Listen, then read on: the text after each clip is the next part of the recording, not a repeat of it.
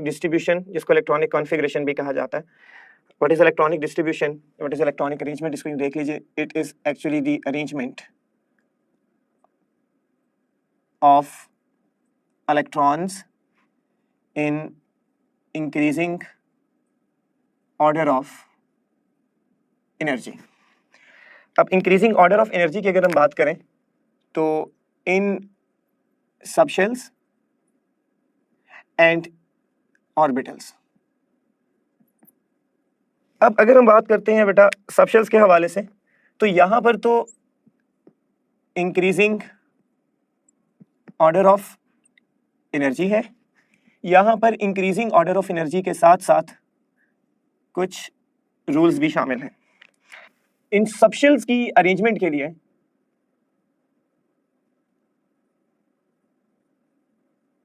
we have a rule which is known as n plus L rule. अब ये n plus L rule क्या है, इसको जरा देख लीजिए. Energy is directly proportional to n plus L value. जिस सबशेल की n plus L वैल्यू ज्यादा होगी उसकी एनर्जी ज्यादा होगी, जिसकी n plus L वैल्यू कम होगी उसकी एनर्जी कम होगी. लेकिन if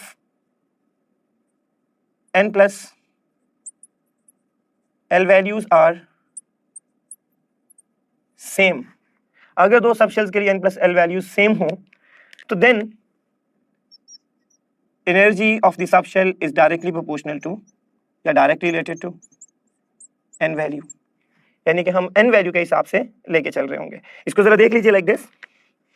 आपके पास सबशेल में आपके पास ये D है, ये S है, ये P है, ये S है, ये P है, ये S है और ये S है. इन सबशेल्स में ये 1s, 2s, 2p, 3s, 3p, 4s and 3d है. और अगर हम इसकी n plus L वैल्यूज को देखें तो it's actually like this. 3 plus 2, 4 plus 0, 3 plus 1, 3 plus 0, 2 plus 1, 2 plus 0 and 1 plus 0. अब इस वैल्यू को हम चेक कर लेते हैं. इस वैल्यू को अगर नोटिस किया जाए तो it will come out to be very simple 5, 4, 4, 3, 3, 2 and 1. ये n plus L वैल्यूज है.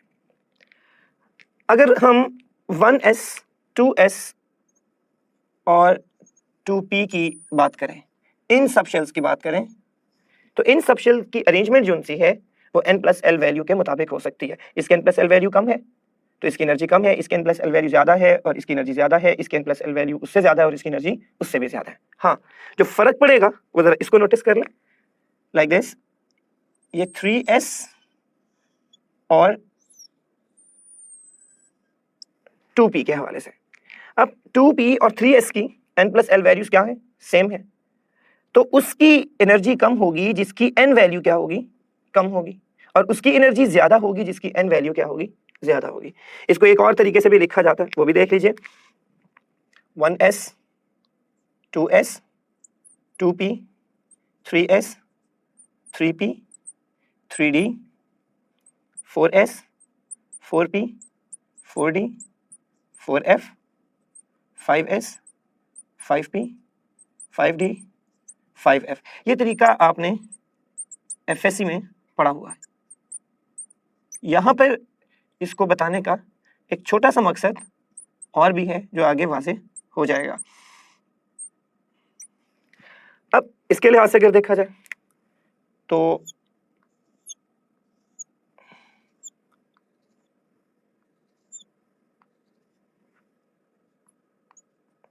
पहले हम 1s को लिखेंगे क्योंकि इसकी एनर्जी जो सी है वो सबसे कम है। उसके बाद 2s, फिर 2p, 3s, 3p, 4s, 3d, 4p, 5s and so on. इसको क्या कहा जाता है? n+l रूल कहा जाता है।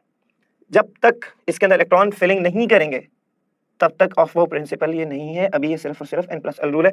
बाज़ औक़ात जो है n+l रूल और ऑफ वो प्रिंसिपल को इकट्ठा भी कंसीडर किया जाता है। अब यहाँ पर एक MCQ बना लेते हैं। Which of the following subshell is having highest energy? अब हाईएस्ट एनर्जी के हवाले से फॉर एग्जाम्पल आपके पास A option, B, C and D option. 4f, 5d, 6p, 7s। अब इन ऑप्शंस में हाईएस्ट एनर्जी उसकी होगी जो रूल को फॉलो करेगा। रूल के मुताबिक क्या है कि जिसकी n+l वैल्यू सबसे ज्यादा है। अब n+l वैल्यू जो सी है, अगर हम इसको देखें तो it comes out to be 4 + 3 7, 5 + 2 7, 6 + 1 7, 7 + 0 again 7। तो n+l वैल्यूज चारों की क्या है? सेम है। और अगर n+l वैल्यू सेम हो तो फिर हमने रूल का क्या हिस्सा पढ़ा हुआ है? दूसरा हिस्सा, energy is directly proportional to n value. तो जिसकी n वैल्यू सबसे ज्यादा होगी उसकी एनर्जी सबसे ज्यादा होगी। तो आपका आंसर क्या बनेगा? डेल्टा। अब इसमें वेरिएशंस क्या हैं? अगर हम बात कर लें कि हाईएस्ट एनर्जी की बजाय क्या पूछ लें? Lowest energy. तो लोएस्ट एनर्जी के हिसाब से अगर देखेंगे तो जिसकी n वैल्यू सबसे कम है तो फिर आपका आंसर क्या बन जाएगा? 4f बन जाएगा। फिर इसी तरह से इसमें इंक्रीजिंग ऑर्डर पूछा जा सकता है, और इंक्रीजिंग ऑर्डर के हवाले से अगर आप देखें तो व्हाट यू कैन राइट, सबसे कम एनर्जी किसकी है? 4f। इससे ज्यादा किसकी है? 5d। उससे ज्यादा किसकी है? 6p। और सबसे ज्यादा किसकी है? 7s की है। ये इंक्रीजिंग ऑर्डर हो गया। इसी तरह से बेटा डिक्रीजिंग ऑर्डर के ऊपर सवाल है, इसी तरह से करेक्ट ऑर्डर के ऊपर सवाल है, इसी तरह से इनकरेक्ट ऑर्डर के ऊपर भी सवाल मैनेज किया जा सकता है। तो इस हवाले से आप इस MCQ को देखेंगे। अब हम दोबारा से ऑप्शन का एक और सेट लिख लेते हैं। देखिएगा जरा please. You are having a option 3s, you are having B option 4p, and you are having C option 5d, and you are having delta option 6f। अब यहां पर इन ऑप्शंस को देखें तो सवाल वही है पहले वाला, which of the following is having highest energy। तो इसके हवाले से अगर देखा जाए तो यहां पर तो रूल का दूसरा हिस्सा इस्तेमाल हुआ था। यहां पर अगर आप देखेंगे तो आपके पास 3 + 0 कितनी वैल्यू आएगी? n+l value 3। यहां पर क्या आएगी? 4 + 1 5, और 5 + 2 7, 6 + 3 जो सी है वो क्या बन जाएगी? It's going to be 9। तो सबसे ज्यादा जो वैल्यू है n+l वैल्यू वो किसकी है? 6f की। तो आपका आंसर क्या बनेगा? आपका आंसर बनेगा डेल्टा ऑप्शन। यहां पर रूल का पहला हिस्सा इस्तेमाल हुआ है और इन ऑप्शंस में रूल का दूसरा हिस्सा इस्तेमाल हुआ है। अब जब वो MCQ बना सकता है तो रूल के दोनों हिस्से इस्तेमाल हो रहे हो ऐसी ऑप्शंस भी सेट कर सकता है। तो आपको उसके हवाले से भी प्रैक्टिस आउट करना है। अब हम बढ़ते हैं आगे इलेक्ट्रॉनिक कॉन्फ़िगरेशन के दूसरे रूल की तरफ, विच इज ऑफ-बाउ प्रिंसिपल।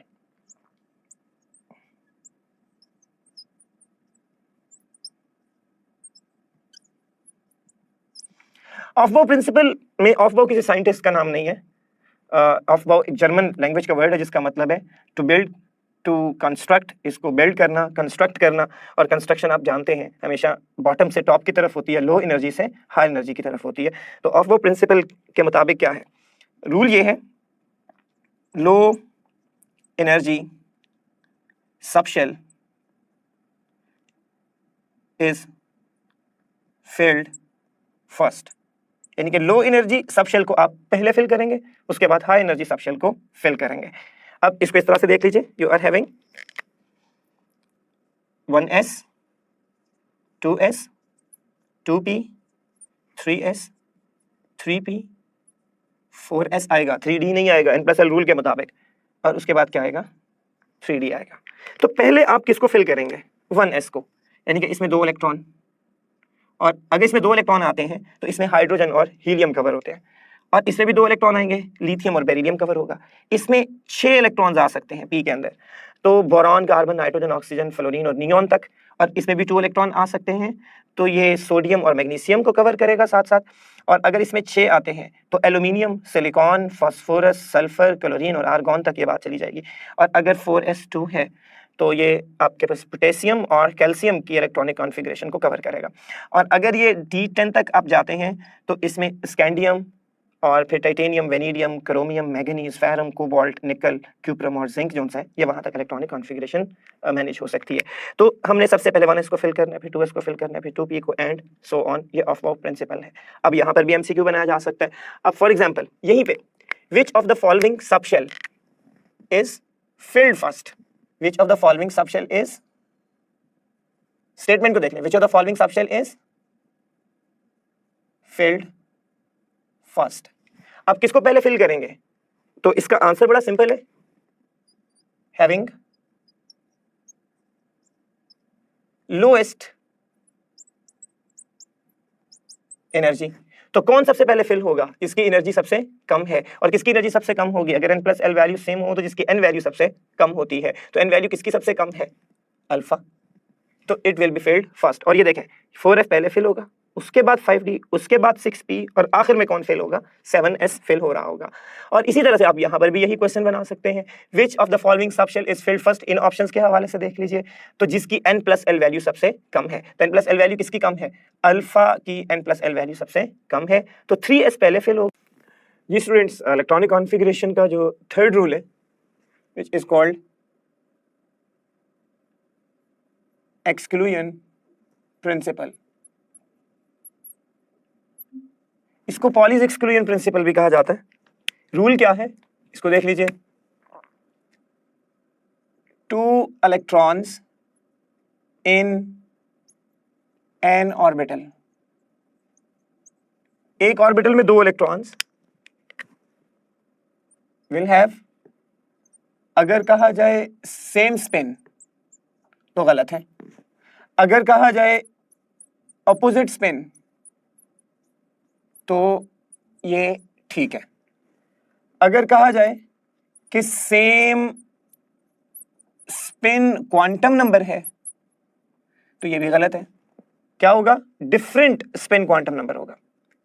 अगर कहा जाए कि प्रिंसिपल, एजीमुथल और मैग्नेटिक क्वांटम नंबर, ये तीनों क्वांटम नंबर सेम होंगे for the 2 electrons which are in an orbital, तो ये बात बिल्कुल दुरुस्त है। तो ये रूल्स एक्सक्लूजन प्रिंसिपल का वो इस हवाले से। अब इसमें एक बात ध्यान में बिठा लें, आप एक एटम में से कहीं से कोई से 2 इलेक्ट्रॉन सेलेक्ट कर लें, चारों क्वांटम नंबर कभी भी सेम नहीं होंगे, एक जरूर डिफरेंट होगा, 2 डिफरेंट हो सकते हैं, 3 डिफरेंट हो सकते हैं, चारों डिफरेंट हो सकते हैं, एक सेम हो सकता है, 2 सेम हो सकते हैं, 3 सेम हो सकते हैं, चारों कभी भी सेम नहीं होंगे, एक हर सूरत में डिफरेंट होगा। इसके बाद हम नेक्स्ट रूल की तरफ चलते हैं। नेक्स्ट रूल देख लीजिए, it is hunts rule. What hunts rule says, अब इसके पहले कुछ कंडीशंस हैं और फिर रूल की बारी आएगी। अब वो कंडीशंस क्या हैं, कंडीशंस देख लीजिए, मोर देन 1 इलेक्ट्रॉन हो, 2, 3,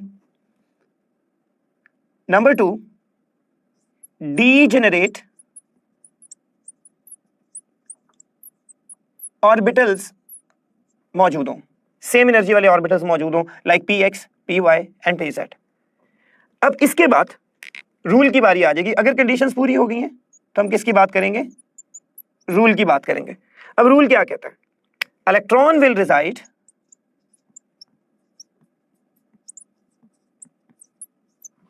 number 1 A separately and number 2 with same spin। अब देखें, जब एक ही ऑर्बिटल में था तो अपोजिट स्पिन था, जब 2 डीजेनरेट ऑर्बिटल्स या 3 डीजेनरेट ऑर्बिटल्स या 5 डीजेनरेट ऑर्बिटल्स डिस्कस हो रहे हो या 7 डीजेनरेट ऑर्बिटल्स डिस्कस हो रहे हो तो electron will reside separately with the same spin. तो ये पॉइंट आपने ध्यान में रखना। अब हम इसके कुछ MCQs की तरफ आ जाते हैं. Now look at this MCQ. Which of the following rule is not justified in 1s2, 2s2, 2px1 and 2py and 2pz वगैरह. Aufbau principle, exclusion principle, Hund's rule, both B and C लिखा हुआ. अब इसके हवाले से अगर आप देखें तो इस पॉइंट पर 2px and 2py दो डीजेनरेट ऑर्बिटल्स हैं. इलेक्ट्रॉन सेपरेटली हैं लेकिन दूसरी कंडीशन क्या थी, विद द सेम स्पिन. जबकि यहाँ पर अगर आप नोटिस करें तो स्पिन सेम नहीं है.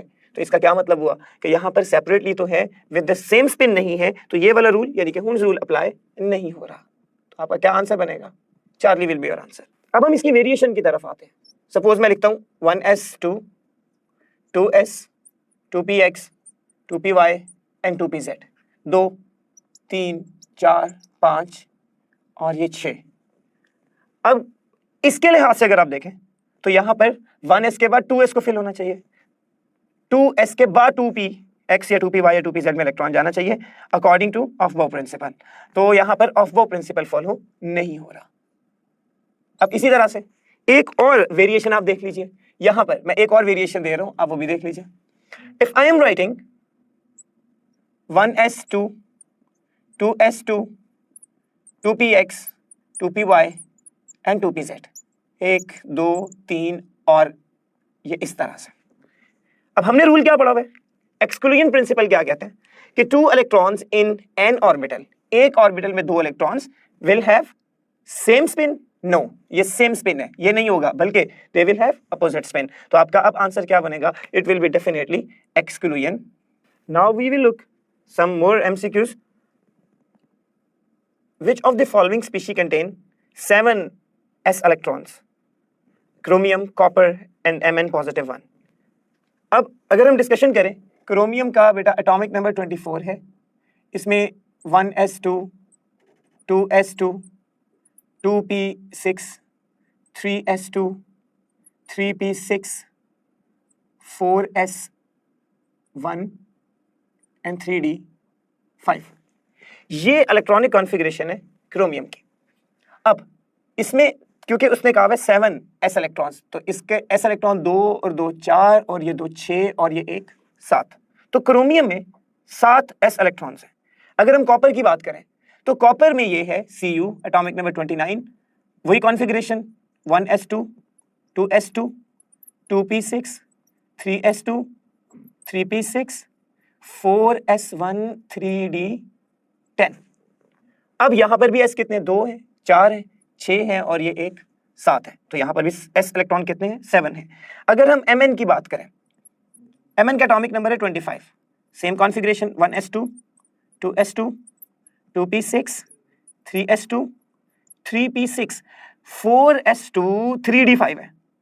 लेकिन मैं 4s2 की बजाय 1 लिख रहा हूं. क्यों? क्योंकि Mn पॉजिटिव 1 है और साथ क्या आएगा? डेफिनेटली 3d5 आएगा. तो यहां पर भी s क्या? 1, 3, 5 और ये 7 इलेक्ट्रॉन्स हैं. तो आपका आंसर क्या बनेगा? Your answer will be all of the above.